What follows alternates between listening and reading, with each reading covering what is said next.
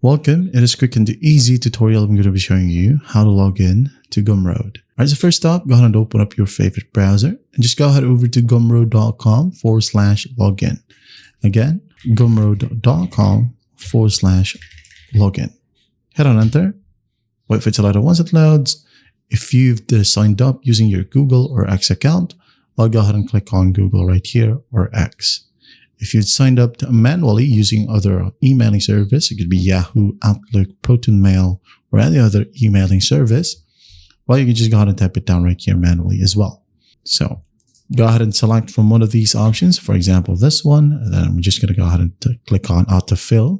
Then I'm going to go ahead and click on login. If you have set up a passkey, you can easily log in with a passkey right here. So just click on login, wait for it to load, and once it loads, you're good to go. That's how simple it is to log into Gumroad.